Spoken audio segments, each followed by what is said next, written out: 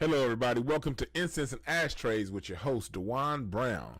I am here with the blues legend, artist, Mr. Bobby Rush. How you doing today? I'm doing good, Mr. Brown. How you feel? I'm doing really good, man. I'm very happy to have you on the line. I'm very proud to be speaking to you right now. And I want to thank Dr. Randy Short for hooking this up and turning me on, giving me your phone number so we can speak. Well, I'm glad to do this, man. I'm always in agreement with what's going on with the world today, especially when you're talking about the blues and the people who did it during my time and before my time. So we can pass the torch on to the younger people and educate them about what the blues is about and what I'm about and what the people was about before me, you know? Yeah. What is the blues about for you? Tell us what the blues is.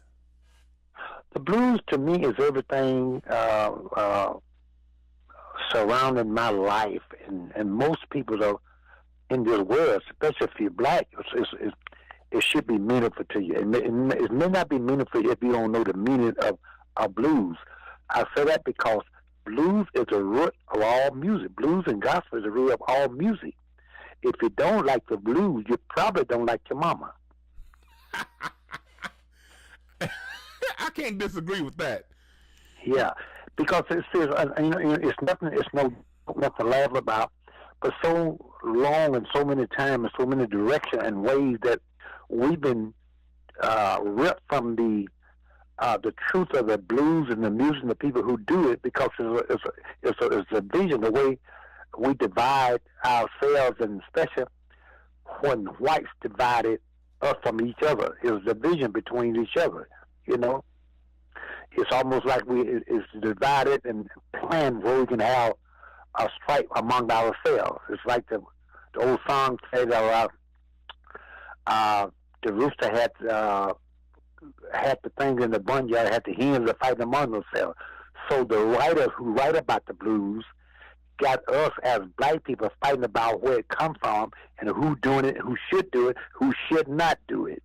Because the blues was something less than something else to black people, because that's what the white people wrote about it. And that when they wrote about black people, fell for the yoke dope and thought that blue was something less than something else until the white folks started doing it. Mm-hmm. Because the wah-wah was invented 40, 50 years ago, where the white people could sound like black people. Now you got black people buying wah-wah to sound like a white guy who's trying to sound black.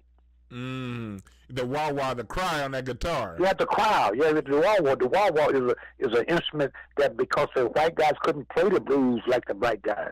Now you got white guys playing the blues as good. Sometimes it's better. But it's all right with that. Nothing wrong with playing it better or just as good. But just get credit where it comes from. That's all I'm saying. And I'm glad you pointed that out, because a lot of people in my generation, we grew up on the hip-hop generation. And we sort of see a similar thing right now going on, where people are sort of allowing them to sort of take over the music and using them as a standard, when at the end of the day, hip-hop is a child of the blues. And well, you're so right. Let me put a pin at that, because you see, blues had a baby and they named it rock and roll. Rock and roll had a baby named it, jazz and whatever. But then R&B had a baby, which is blues, rhythm with the rhythm, had a baby, and that's where the rap come from. Mm-hmm. Let's face it. All the rap, listen to some R&B kind of thing in the back. But R&B, the rhythm and blues, came from the blues. It just didn't have the rhythm. And the rhythm, the energy I'm talking about. I'm glad you said that, because when it comes to lyrics, like, hip-hop fans love talking about lyrics, but I always say the blues artists have the best lyrics. You have a song that says, "You're just like a dresser, somebody's always in your drawers." Your drawer. In your drawer. Oh, man, I wrote it, but I'm ashamed of it, but nevertheless, it's fine. But, I talk about those kind of things because it's double entendre, but a lot of time I do things like that. There's two ways you can go there. I was want people to think I'm talking about the dresser's drawer, but again, I want people to think I'm talking about the underclothes, Double entendre, like you said. That's the genius in the blues. You can take whatever you take from it. any route you want to take, you can go that route with it. And so, but I do it with a laugh and a joke, because I talk about things like, I wrote a song called "The Woman Left Me for the Garbage Man." Now, that don't mean that you're sad because she left, because you be sad in the way she leave you. But it do make you look mad when you trust the garbage man or a mailman or insurance man at your house when you're not there, what have you. And then when she leave with one of those, it hurts you much better than ordinarily would hurt you. It's almost like a lady who has a friend, a man who has a friend, and you lend him your clothes, you wear your clothes, you lend him your money when you don't have anything. All of a sudden now he's going with your girlfriend, or the lady going with your boyfriend. You trust each person, and the person that you trust with your loved one, when they go with deal with them in that way, especially in a sexual way, then you get awful mad with that. You let down, you hurt more than you've been by a stranger.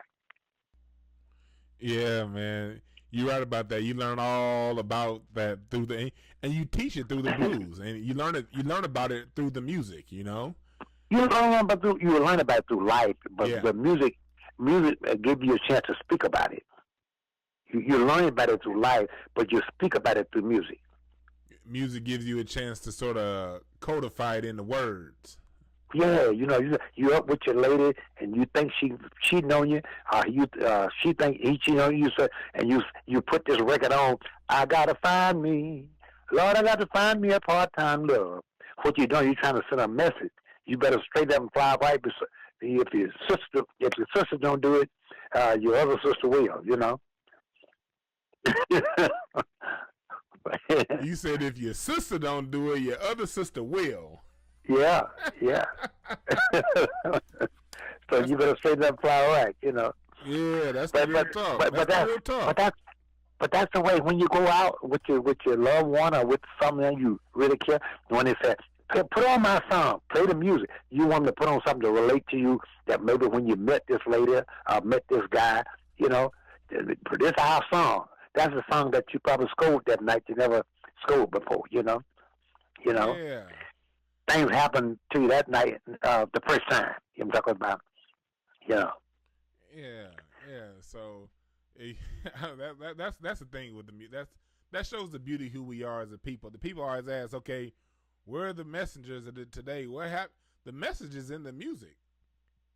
But that's what it is. That's in the music.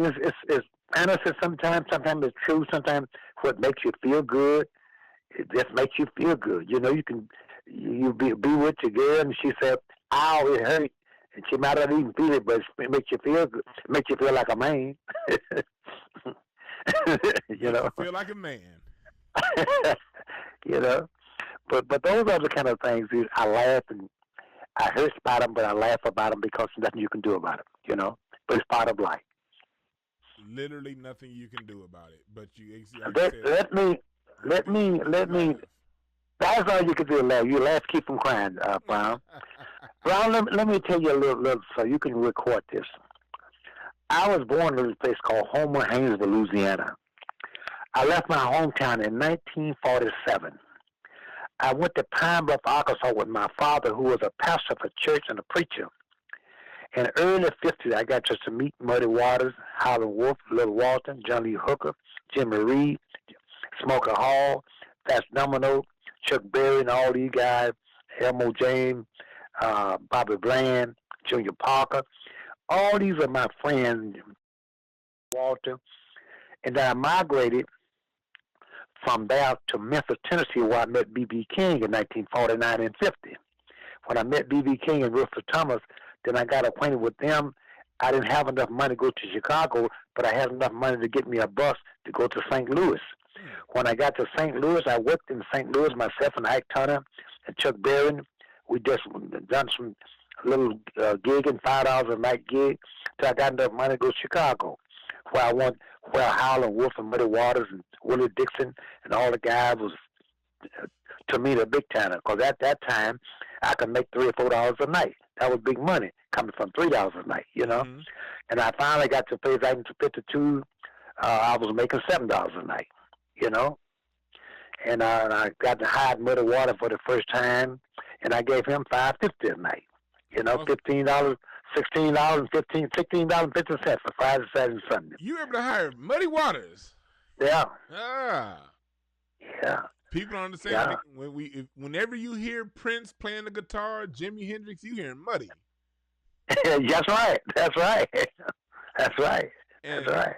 And so you say you met Ike Turner really young in Kansas. How Ike Turner? I met him first time in Clarksville, Mississippi, in 1951. And that was the year he came out with Rocket 88, the first rocket. Yeah, well, it come out. It come out with that year or the next year. I don't know what it was, but I didn't meet him at the studio. I met him in Clarksville with Howlin' Wolf. Howlin' Wolf introduced him to me because both of them was in.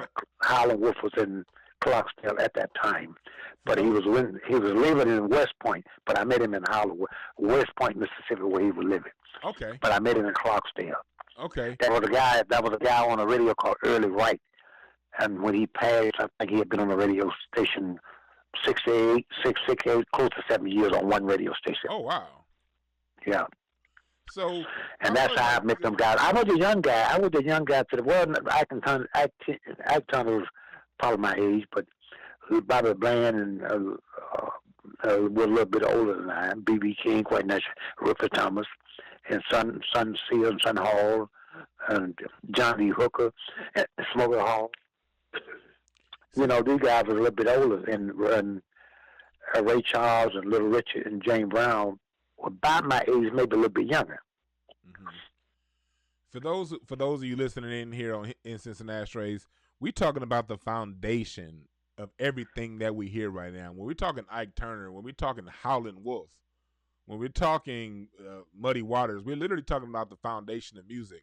How did that play into your music style, being around the people?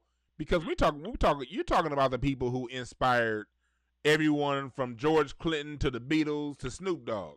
How did they influence you in your art? Well, that was a many bits and pieces about different artists and certain artists that struck me. Muddy Waters struck me by his ways and action ways on this bandstand. Howlin' Wolf struck me by his vocal was so good and so different. Go that howling thing. Yeah. and Fats Domino excited me because of the way he dressed and played his piano. But Junior Parker, it struck me how he played his harmonica and sang and played them all between. It's great. Little Walter struck me the way he played his harp because he was so swift with his harmonica. And then Sonny Boy Williams struck me by he played his song and the way he sang his song, although he was a harmonica player. Mm-hmm. Little Walter struck me as a harmonica player. Now, Sonny Boy Williams was a harmonica player, struck me as his song stylist. Mm-hmm. So when I liked it, Muddy Water, Howlin' Wolf, I like it some about B.B. King. You can hear a lot of different guys that I like. So when you hear a lot of my music, you can hear a lot of these avenues, a lot of these elements into my music. Mm-hmm. When you put them all together, you stir it up, and you got a bottle of red soup. Mm-hmm. you know.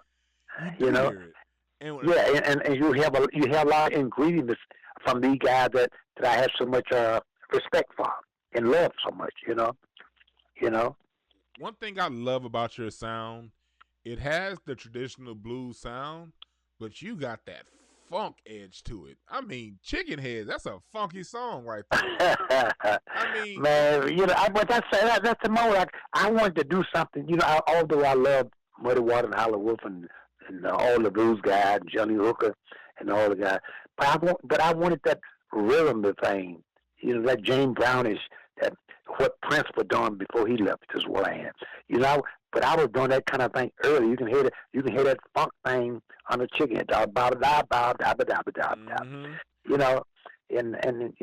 at that time when I did ChickenHeads, 1968, when I recorded it, it was like a no-no for a guy like me coming up from in the areas that I come in and the company that I kept doing a record like ChickenHead. I remember when coming to Calvin Carter, who had BJ Records. I said, I got a record, man. He said, what's the name of it? ChickenHead. They laughed at me. They laughed at me. ChickenHeads? Come on, ChickenHead. He said, come in, man. Here's a guy in here with this long hair. Tell him what you have, man. I have a record called ChickenHeads. He said, oh, man, tell me how it go. I said, Daddy told me I was dying bed. Give up your heart, but don't you lose your head. You came along, girl. What did I do? I lost my heart, and the head went too. Which had nothing to do with the chicken. Had nothing to do with the chicken. Not a damn thing. No, not that thing. But then this guy said, he said, well, we can cut that song, but we need a B-side. I said, I got a B-side. So what's the name of your B-side? I said, Mary Jane. He said, oh, yeah, let's do that, man, because I had a girl named Mary Jane. Did me wrong. And I wasn't talking about a girl at all. You talking about Mary Jane's before Rick, Rick James.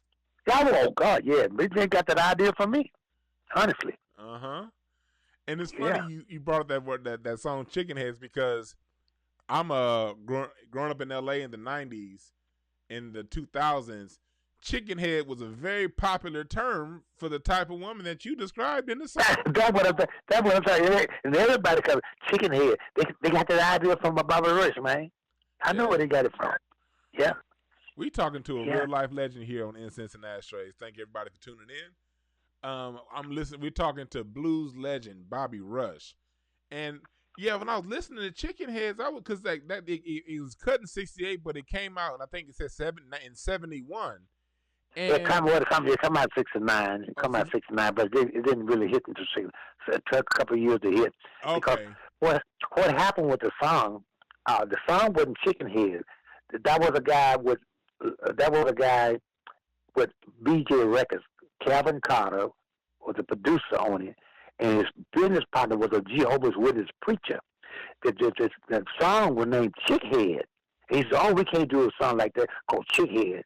I said, ChickenHeads, man. He said, oh, yeah, you from down south. They eat chicken heads down south. So that's how I got to be ChickenHead. Okay. But the name of I wrote the song called Chickhead. Okay. That's what I named. That was the name of the song, I was in the hit of all the rap and stuff. I was in the hit of everything. They were talking about chicken heads in the Friday movies. I know about that 30 years before. I was talking about that 50 years ago, man. 50-something years ago. 50 years ago, yeah. 30 years I was talking about it 50-something years ago, 54 years ago. Yeah. So that's just more further evidence that I tell people all the time that everything comes out of the blues. All of our music comes out of the blues. Even some of the sayings that we say and we don't know where it came from, your favorite rapper probably got it from the blues.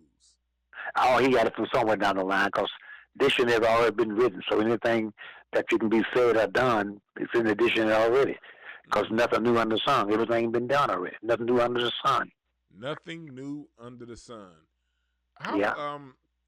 So going back, how was it, you were around, who out of the legends really stood out to you the most? When we talk about Muddy Waters, and when you're talking about, who would you say influenced you the most? Louis Jordan. Sorry, say that again? Louis Jordan. Oh, Louis Jordan. Okay. Mm-hmm. He had a song out when I was a young man. The song overall talking about a buzzard and a monkey were good friends. So the monkey was a better friend to the buzzard than the buzzard was to the monkey. So the buzzard convinced the monkey to take a ride with him. By a buzzard being able to fly, the monkey got on the buzzard's back. He took him for a ride. But he didn't like the monkey. The monkey didn't like the buzzard because he could fly, and the buzzard hated the monkey because he couldn't fly, apparently. So he got him in the air, and he started sailing real smooth, and all of a sudden he started bucking like he gonna buck him off. So the monkey wrapped his tail around his neck and started choking him just to hold on. Not intentionally choking, but he was trying to hold on. And he said, "Monkey, you squeezing my neck, you choking me." He said, "Well, straight up and fly right. Stop all this ziggity zag." So he wrote a song like that, and I already liked that kind of song. So my first gold record was ChickenHeads. Think about Louis Jordan. Straight up and fly right. This buzzard, Straighten up and fly right. And that's stop all this. Yeah, he's straight up and fly right. If you know about Louis Jordan's song, that was one of his first biggest records he ever had. Yeah, straighten up and fly right. Oh yeah. Yeah. I know all about that. That's one of those things where that's why I don't get critical too much. You hear the media try to criticize our music and they're taking it in a literal way. There's almost nothing literal about great writing. You can take it literally if you want and take one meaning, but there are a broad range of meanings you can take from just a line. That's right. That's right. You can write a whole sentence, write a whole song off of a line. A whole song. You know? And everybody gonna know exactly what you mean too when you write it.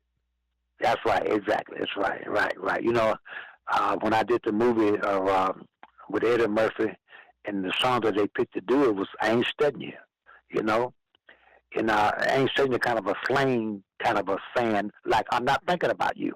That's what it means. I ain't studying you. You know, black folks song. We use that a lot of time. When your mama used to tell you, "Get out of here, boy, I ain't studying you."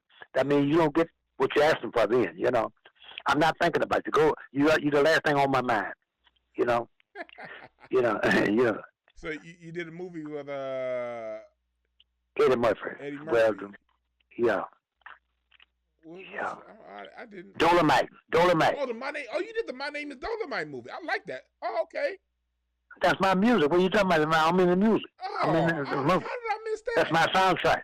That's my soundtrack. On How You Miss Me in it, I play a big part in it. Oh man, that movie was great. I'm the only one playing with my real name. Yeah. I saw the Dolomite song that you did. Okay, that's what it was. Okay, I don't know how I missed that. And that goes to show you started when the legends like Muddy and Holland were on top, and you still here. Well, I'm blessed. I'm still here, and I'm blessed to be around, and still in my right mind to think good about the music and the people who do the music, and try to get credit where it's due. I'm not smart, but I'm smart enough to know I don't know anything. Because if a man tell what he know, he won't talk long. Because man don't know nothing. Yeah, you're right about that. You were inducted into the Blues Hall of Fame in 2006. You were inducted to the Mississippi Musician Hall of Fame in 2012, and you won your first Grammy in 2016.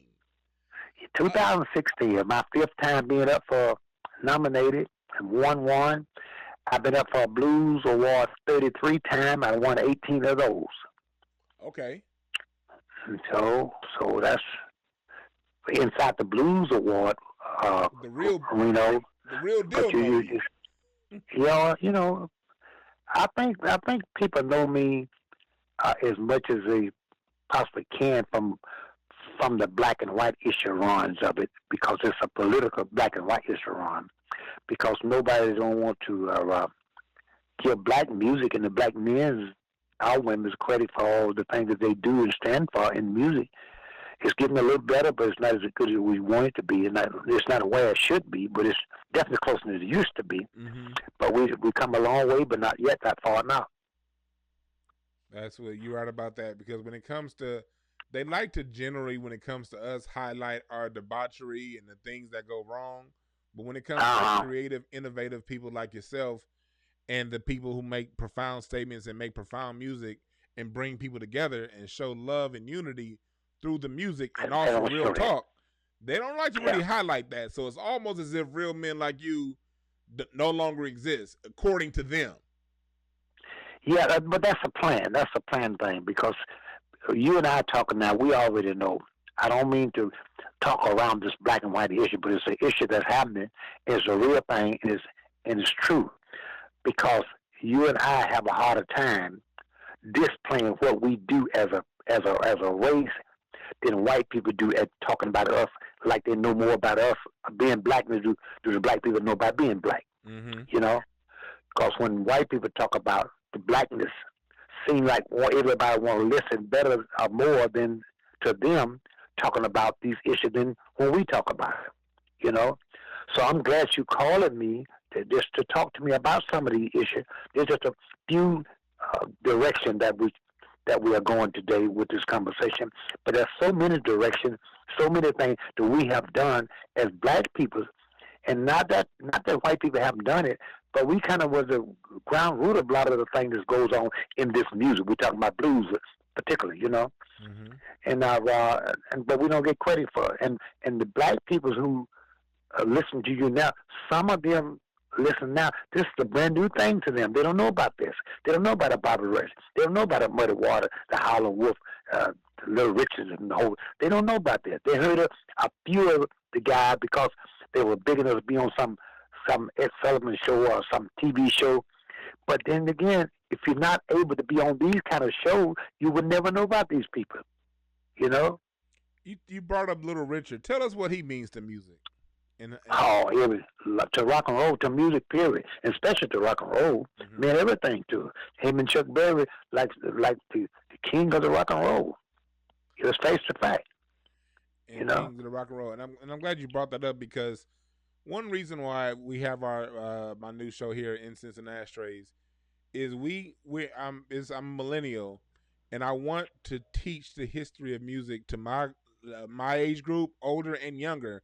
We have to tell our stories from our own words, because oftentimes we hear them tell the story and it's something missing. It don't sound right. Then we get mad. So we taking it upon ourselves to tell our stories. And that's why I really, really thank you for sitting down and talking to me today, because this is something that, you know, we're going to have to keep this narrative going, because we are the people who created American music.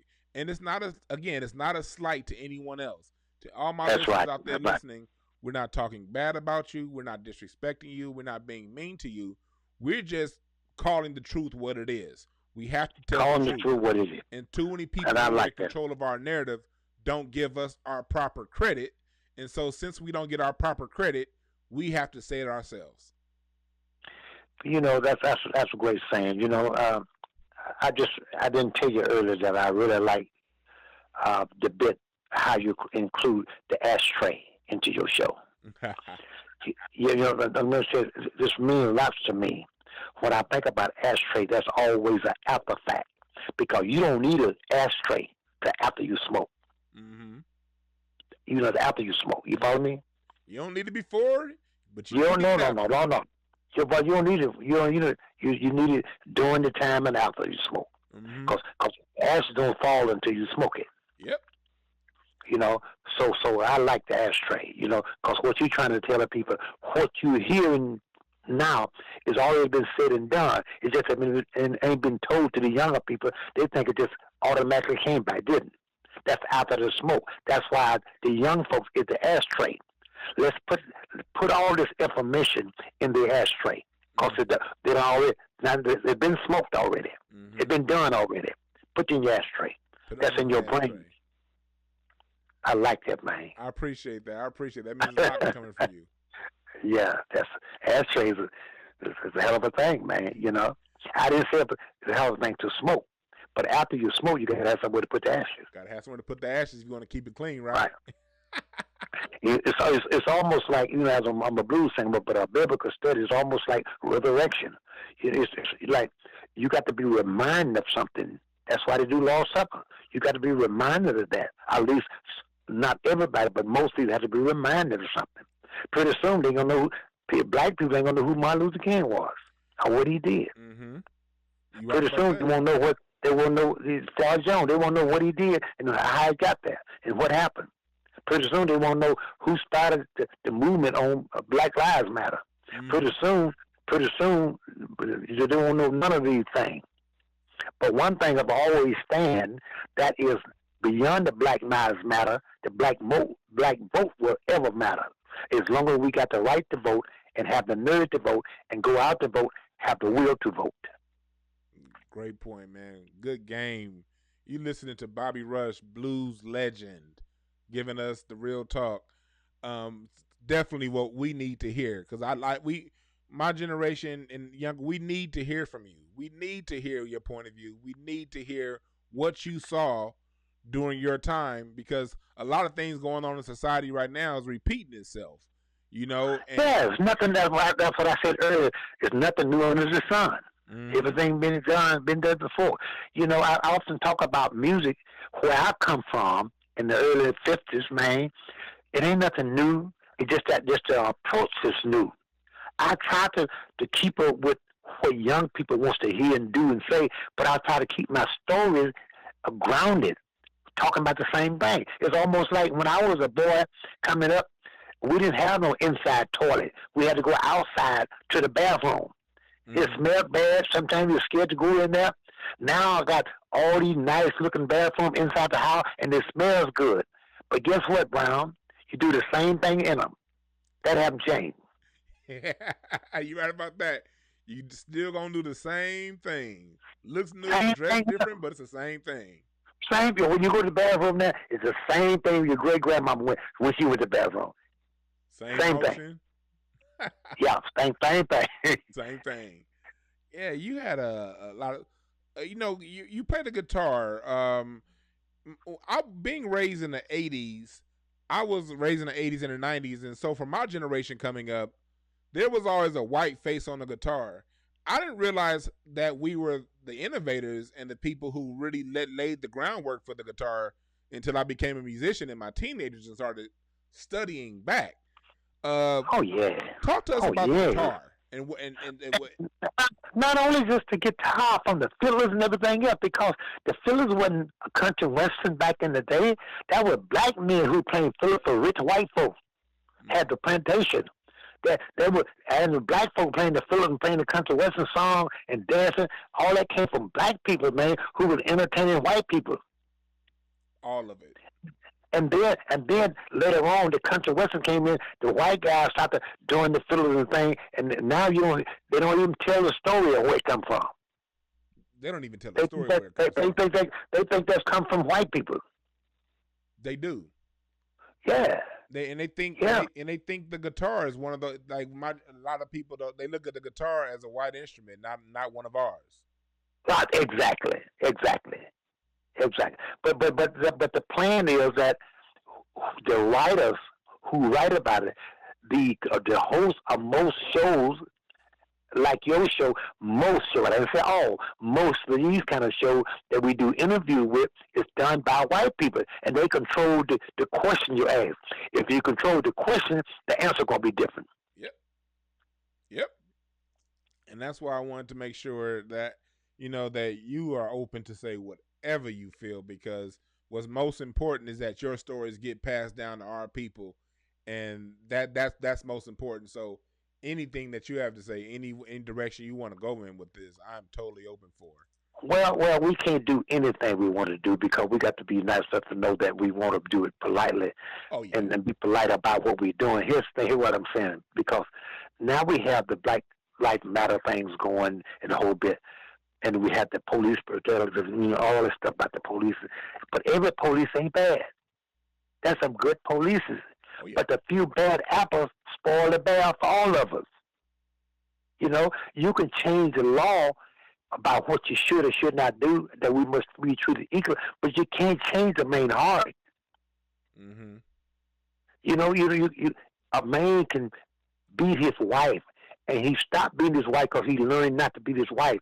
He still is a wife beater who learned not to beat his wife. Real but when you don't have a desire to do these things, then that's what God wants. Mm-hmm. I have a desire now to do well and by others as I wish to be done by. And I can only do by what I know to do. But it's like life is like a book. You can only write about what you know about. That's real talk. Talk to us about you worked with Etta James. Yeah, Etta James came to Chicago. 1956, 1956 or 57. I believe it's 57. 1957, she came to Chicago, and Ralph Bath was a white guy who was married to a black lady who was an A&R man for Chess and Checker. Muddy Water was there, Howlin' Wolf was there, Johnny Hook, Just Smoker Hall was there, Lil Walter was there, Willie Dixon was there. I'm the one that picked her up from the bus station and brought her to Ralph Bath at Chess Records. Oh, wow. So, yeah, you were... That's how I got the Chess Record, because I'm the one that picked her up. I'm sorry. Yeah. I picked up and brought her to Chess Record. I wasn't recording for Chess then. How I missed recording for Chess, I'll tell a little bit of this, because I write this book, and this is in my book. Okay. I went to Chess Records. Bo Diddley was there. Little Walter was there. Willie Dixon was there. Smokey Hall was there. I don't believe Muddy Water was in that room as I was talking. He was in the building, but he wasn't in that room. That was a union. 10 and 208 was merging together. I said, listen, I'm so happy the unions are merging. At one time, there was one musician union in Chicago, but they had two different headings, which mean they were separated because one side represented the white musician and one side represented the black musician. Mm-hmm. And we as black musicians wasn't getting represented well at all. Mm. So I was happy about they were journeying. So I mentioned the fact they were getting journeyed. So one of the brothers, I won't get into the name because one of the brothers told the other brother, so listen, and he used the N-word. So where that N-word, where he get that information from? He said, got it off your desk. He threw it to me, said, boy, what did that say? I read it to him, said with the unions are merging, he turned to his brother, but we can't use that N because he can read. Oh, whoa, wait a minute. Are you telling me because you can read, they didn't want to use you? I didn't get the contract. Bo Diddley and them got the contract. The rest of the guy, I don't know what, I'm not thinking about they reading the right, but because of the statement I made among the guys, talking about we're going to get better, represented better now, you know. See, and that goes to show a lot of the games these record labels play, because I thought about a line in Hey Bo Diddley on one of his songs where he says, the man came to me and told me to sign this contract, I'll make you a star. And that's the mindset then and now of the people who are in control of these contracts. They'll make you a star, but they don't really want to make you rich. No, they don't want to make you wise either of how you go by getting it. They don't want to make you, because, what is rich? Rich is knowledge. They don't want to put knowledge in your head because that is riches, you know. They want to give you some, the little money or no money or whatever it is. They want to give you a Cadillac car and, whatever, go with that, get you high and whatever is no good for you, you know. Because when I came up through these ranks and all the good guys came up with me. When I say good guys, I'm talking about all the blues lovers and blues singers. I respected these guys, but most of these guys wouldn't talk about anything but how much whiskey they could drink, how much reefer they could smoke, how many women they had, and how long they could stay up, and the things like that, and on and on. And to me, as a young man, I wasn't interested in that. I was interested in how this business ran, how I could get on my feet, and what could I do to better myself, education-wise, educate myself in this business. And I always was like that in this business. And that's why it was so hard for me trying to get over the hump. I know why I was so, the magic was so why, I know why it took me a long time to get where I am. Because I was so eager to do some of these things that make it better for me and my people. Because I wasn't about to drinking. I had 3 beers in 1957 with me and Muddy Water. I never had one before or since in my life. I never smoked a reefer in my life. So you're about, this is a message to the young artists that listen to the show. Be about your business when it comes to this music, because music is the reason why. It is a business. Yeah, it's a business. The reason why Mr. Rush has been able to be in here this long, over 50 years, is because he approached it as a business. Yeah, that's why I did approach it as a business. And you know what, Brown? I'm glad you mentioned that so young people know. I approached it as a business, and I don't know all the things about this business I should know, but I learned everything I could know about it from where I stood. Because one thing for sure, I try to be good at what I do. You don't have to like me, appreciate me. If I'm good, I'm good. You can say, I don't like old Bobby Rush, but damn, he good. Mm-hmm. But that's good enough for me. Hey, that's good enough. Let's circle back to being around at Chess Records during that time. You were at Chess Records during the prime of Chess Records. Talk to me a little bit about that creative environment. I was a little before the prime. This is when it was getting to the prime. You know, to the prime. I was a little bit before the prime. You know, the guy was. They have a few. They didn't have that many guys. When Muddy Waters and Howlin' Wolf. Well, Howlin' Wolf wasn't even there when I went there the first time. Had Muddy Waters and Smokey Hall, Willie Dixon, and Jimmy Reed, Jimmy Reed wasn't over there, but he was across the street from with Chess Records and BJ Records. That was William A. Bond, people like that, and Sonny Boy Williamson. Okay. You know, the old Sonny Boy. Okay. And people like that. They was around, and when they was beginning to get into people. By 1957, they were really rolling. Okay. 55, 57. I want to really getting on. This question is for me because you were around them.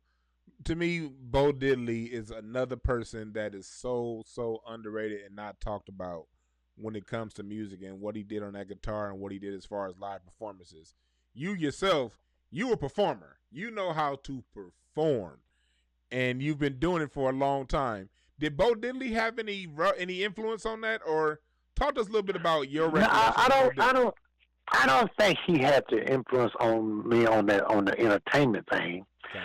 But he did. He and Howlin' Wolf had something very similar to make me do what I do now. Howlin' Wolf was the guy that didn't take no shit off nobody, black or white. You know what I'm talking about? Yeah. And Bo Diddley was very cunning. To me, he wasn't. The talent in Bo Diddley is knowing where his talent lies. He knew what he could not do. Bo Diddley knew what he could not do, and he took advantage of the thing he could do. You follow me? He played to his strengths. Played to his strength, and then that may have been one key of but he stressed that to the limit.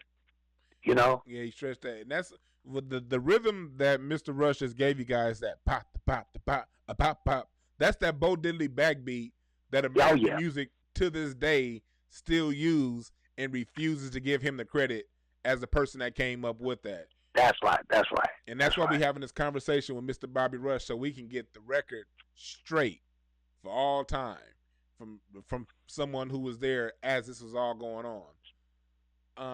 I really thank you for that. I want to go into as your career went along. You were the first blues artist to perform in China. Yes. Talk to us about that experience. Well, it was accidentally. I call it accidentally because Frank Beatty, who's put this together, and they wanted me to come to China and do this show. They wanted to do all the countries, and I was representing the blues from the U.S. And they didn't have much money to do it. And I made agreement with them. I said, listen, I'll do this. They said, well, the money was like nothing. I said, I don't want any money, but here's what I do. Give me the rights to the filming of it, and I could film it and invite who I want to film it. They said, well, no money. Oh, sure, you can do that, Bobby Rush. Not knowing that I won't get all this filming people to film it. And so I filmed it. What you see in the film is something Beatty and myself did my own self. Oh. You know, and I own the rights to it. Oh, and you own the rights. Another key. That's right. This man owns the rights to what he did. You're giving a lot of game to the people out here today, Mr. Rush. Yeah. So that means it may not value anything while I live, but you can bet you when I'm gone, my grandkids and children, if they handle this right, someday that'll be worth a lot of money. It's worth a lot of money. Oh yeah, they can license. Let me tell you what happened with this. I went to China. They didn't know anything about me in Hong Kong or nowhere around in China. So I went there on a Monday. I called the newspaper and the people who were advertising this, and a couple, I think it was 2 reporters met me at the airport. They was into what my conversation, like we talking now, so what? They invited on the same afternoon, they invited 4 more and 2 more TV stations. And they were into what I was doing. But next morning, I had 18 TV stations and radio stations there to listen to what I have to talk about what I'm going to do on Friday. Now it's Tuesday now. By Wednesday, I had the whole country doing an interview on me. And by Thursday, I had sold better than 45,000 tickets at $200 a ticket. That goes to show one thing about it: the world really appreciates us and our music sometimes more than we do. And they didn't know anything about it. They couldn't. Most of the people was there couldn't even speak English, but they know the sounds and the rhythm of the thing was going and the reaction of it when they see me working with the girls on the stage. And of course, you know how Chinese guys, Bobby Rush. I got these girls from Mississippi with the big booties and whatever. So Bobby Rush, how come? They want to ask me. They're trying to be polite to me. They want to, how they grow booties that big? I said, from Mississippi, they eat rice. Eat rice. They eat rice. And my wife eat rice all her life, but her booty just is flat. You know. And it's that rice and that grits and gravy. That smothered chicken. That's what it's the chicken. It's the chicken that gravy. That's what's got it, man. Yeah, that's what got it. You've been around the gamut. You've also worked with Gamble and Huff in the Philadelphia sound in the late 70s. Man, Kenny Gamble and Huff come to be my best friends. Oh, yeah? But I tell you what I did. I never told this story. I went to hear Kenny Gamble and Huff. Huff and I come to be very, very close friends, and I respect both of them highly as producers and whatever. But I went there to learn from them. Be honest with you, I went there to steal from them, find out what they was doing. I went there to get their heads. You know, I went there to get into their head, find out how you do this, because they come up with all these hits records, man. And when I got there, I was writing a song called "Do to Do," and they liked what I was doing so well. They had so much respect. It's about a rush. Here's the musician. What do you need? I said, I need the drummer, the piano, the blah blah. Just okay, you got it. Whatever you need. What you want. Here's what you want. This way, you go in the studio. Here's the engineer. His name is whatever it was, and they're working for you. We're going to let you have the studio. You go in by your business. Do what you want to do. They had so much respect for me, Brown, that I went in the studio. I could have did this in Chicago. I didn't want that. I wanted to go there and look over their shoulder and steal from them. That's what I wanted to do. And I never told that. I wanted to steal from these guys, man, because these guys were great. But they had so much respect for me. They wanted me. They stole from my butt, you know. They gave me the Pointer Sisters and all of them the same background, all the stuff. Do what you want to do. Oh, and hey, man. And oh God, man, please. And for those who don't know, Gamble and Huff, when we talk Gamble and Huff, we're talking the Philadelphia sound. We're talking the OJs. We're talking Teddy Pendergrass, Harold Melvin, and the Blue Notes. Oh God, yeah. The Staples Center, and we're talking about loving and pop. Their music was very loving. Yeah, but I appreciate it. But when you I'm saying all this for young people to listen to what I'm saying. What I messed up at, although I'm a hard worker, but I didn't know how to take low. What I mean about that, I got this job. Petty Pendergrass was real hot, and I got this job working with him, done 75 or 80 one-nighters with him. I think at that time he was paying me $2,000 a night. It was a lot of money for me, because you didn't have but 3 or 4 pieces with me, and I'm making money. And I would come out on the stage, man, I would hit so hard, and somebody kept telling me, Bobby Rush, man, you tearing this up. And I just wanted to make a name for myself. I put so much pressure on Teddy Pendergrass. I worked 3 shows with him. He came to me and paid me off the other 74 shows, paid me off cash, said, here's your money. And didn't give me no reason why. So why you firing me and paying me too? Because I was putting too much pressure on the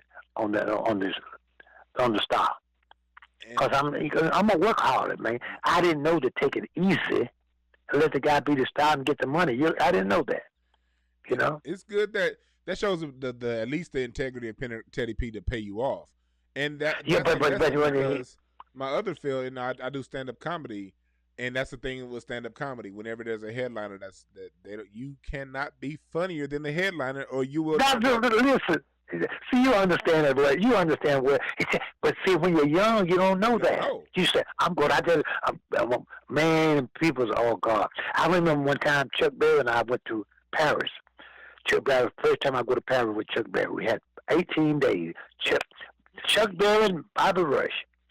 We worked the 3 days, and the promoter and the newspaper turned around and they put on the sign, Bobby Rush and Chuck Berry. He quit the show. Oh yeah. Now when he quit, he's the headliner. So the shows go. I ain't got no job.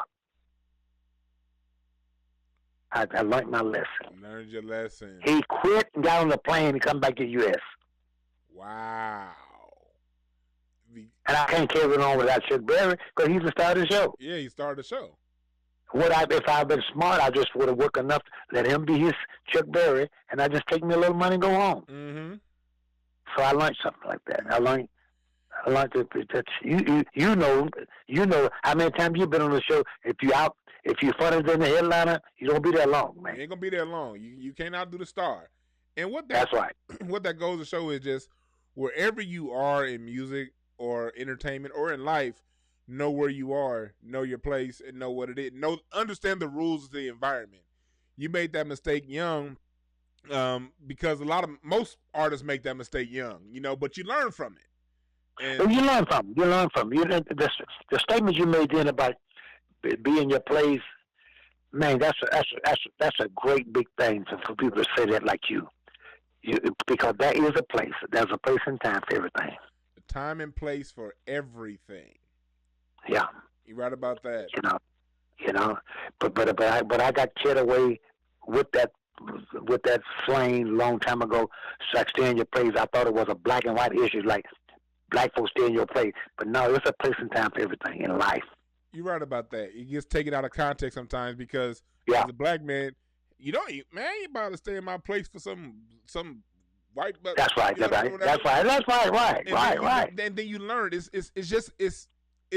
It can be in that way. In the way we get it, but it's something that overall, when we dealing with our moms, when our grandmother told us, stay in your place. That's right. That's right. Exactly. And that place is sometimes within the organization or whatever environment you in. Learn it and get in that place. Yeah, when you was coming up, you see a lady who's 75 or 80-year-old lady. You don't say a certain thing around them. They don't have to be your mama. It could be just older lady. You stay in your place. Stay in a child place. You treat them like an adult. Yep. Yep. Treat them like an adult. No? You're right about that. So that's really that's really grand to you. Like I said, if you listen to IncenseNashtrays with your host Dewan B, we have on the line Bobby Rush, Mr. Bobby Rush, blues and music legend, American music legend. Cause one thing I want to always keep straight when it comes to the narrative. Oftentimes when we watch this documentary, they other black music. They say, "Oh, Bo Diddley was a good black artist," or Etta James was a good black singer. When really, it's the nucleus from which everyone else draws from and takes from. So I don't like to other our music. We are the primary, and again, it's not about being racist or mean to other people. It's about taking our rightful position, because if we created it, I'm not going to allow some other people to other us and make it seem like we were some side thing, and then take the people who learned from the Bobby Rushes and act like they're the ones who are doing the work. Man, that's well said. I hope everybody listens to that. That's well said what you said. Because when you're in a bathroom, you don't come in there talking about how bad it smells. Hell, you're in a bathroom, man. You're in the bathroom, man. When you were working. This what most of the time, you do things in the bathroom, it smells like that. You're in the bathroom. That's the place. When you're in the kitchen and your mama cooking the cake, if it smells like cake, guess what? 9 times out of 10, it's cake you smell. Yeah. Don't go in the kitchen don't go in the bathroom expecting it to smell like the kitchen. 2 different things. That's right. You performed That's right, man. Before this over 200 shows a year. I didn't perform under 200 shows a year for probably 65 years until this did this thing, had this COVID thing came in, and because I began to want to slow down, but not for this reason, I just know that we're gonna get over this, because I just know that and believe that it's a reason for everything, and I think we're gonna be better than we were before. I think we're gonna learn from our mistakes. I always talk about mistake. If you learn from a mistake, it's not a mistake. It's a stepping stone to what you should or should not do. You know. And I'm involved for a long time with a jail ministry, and I go to the jailhouse talking to young guys who've been in the prison or who in prison, and I never sing to them. I talk about what I do, but I never sing to them. And my theme is I always talk about mistake, because the Bible teaches me as I'm a reader and I'm a believer, it'll teach you when you make a mistake and know it, you can correct yourself. But when you make a mistake and don't know it, that's where the problem comes in, because the Bible teaches me how a man will do wrong so long till he'll think he's right. So when you think you're right and you're wrong, you're in trouble. But when you know you're wrong and you're wrong, you can correct that in the day you want to. Oh yeah, that is some life game. Being honest, and it all starts in being honest with yourself and honest with what the situation that you're in. If you know you're wrong, and you know you're wrong, you can do something about it. If you don't, and you don't know you're wrong, that's where you messed up. That's where you messed up. You know, that's where you messed up. You know. But it come all, help come in all kind of way. I'm just asking God to help me and do all He can for me to help other people get themselves together, like I'm trying to get myself together. Because my plan is now to do all I can, while I can. When it comes to time I cannot do, I won't regret what I did not do. That's it. That's a life game. I don't want to take up too much more of your time. Is it anything that you want to leave the people with? Anything that you want to make sure that you say, a message for young musicians and just young people coming up? Yeah, to the young people, look in the mirror at yourself and face the fact. Be good at what you do, and make sure you trying to do something that most people can enjoy and relate to. I didn't say everyone, because it's just like black people as a whole, and I tell them all the time, it ain't many jobs left for tuba players. I didn't say nobody could make money playing a tuba, but you got to know what your people like, that you're trying to have a fan base with. It's look at the mirror. Who you trying to have a face base with? You follow me? If you're gonna sell candy, hard candy, you certainly don't want to go to the old folk home with it. They love it, but they ain't got no teeth to chew it. I mean, you got to face the fact, young folk. Find you an avenue that you have. That avenue is open for you to make a living and feel good about and enjoy what you're doing. And on top of that, what life advice do you have to give as far as the business of music to the young musicians? Learn the writer and the publishing of it, and how to create the avenue of promoting it yourself. Because when you're depending on someone else to promote it, then take all your profit out of paying them how to do what you can do for yourself. Because if you don't have the knowledge of how to do these things, create the knowledge by going to people and learn how to promote yourself. We already know that even when you learn how to promote yourself, you got to depend on the download, and black people don't own the download. You don't own the apps. We know who owns the apps. It's just like a record company. You can cut a record and give it to a record company. When he sells 9 records, he tell you sold 4 or 3 or 1 or 2 or none. But you got to learn how to control this yourself by promoting yourself. We all know that when you promote yourself, you got to have an avenue you promote yourself in, through the radio, through the TV, through the newspaper, through articles, here, there. But most of the articles that you advertise through, black people don't own them. So you got to have the knowledge how to do it yourself to keep the people from doing it for you, charge you over what you make out of it, because 3 and a 2 just won't go. Can't say it any better than that. I thank you again for talking to us. I thank you, man. Thank you for speaking with us for the last hour, for giving us the information. I would love to at some point talk to you again. You feel free to call me anytime. Let me say before I get off, let me thank you for what you have done. Thank you for what you're doing, what you plan to do. because what you say about me today, what people will perceive me to be. So thank you in advance for what you say, even about this conversation we're having. And I thank you for opening up and speaking to us, to the young generation, because we need your wisdom. We need your era. We need as much as we can from your era while you're still here, because you are us and we are you. And we want to take what you did and take it to the next step and take it further. Whatever you do in life, whatever job you have in life, if you're an engineer, if you're a gardener, be the Bobby Rush of your career path. Learn the business. Be the best. Be the best you can at it, and go hard and know your place within it, and be the person that you're meant to be. Like I said, again, I thank you for that. And remember this, for everyone listening. You're listening to Incense and Ashtrays. Remember this lesson. There are no perfect messengers, only perfect messages for those who are willing to pick up the game. Thank you again, Mr. Rush, for talking. Well, thank you for having me on, and thank you, audience, for listening. And I hope this go more than around the corner. Thank you so much. Thank you. And thank you, Dr. Short, for hooking this interview up. Thank you again. Bye-bye. Bye-bye. Bless you, man.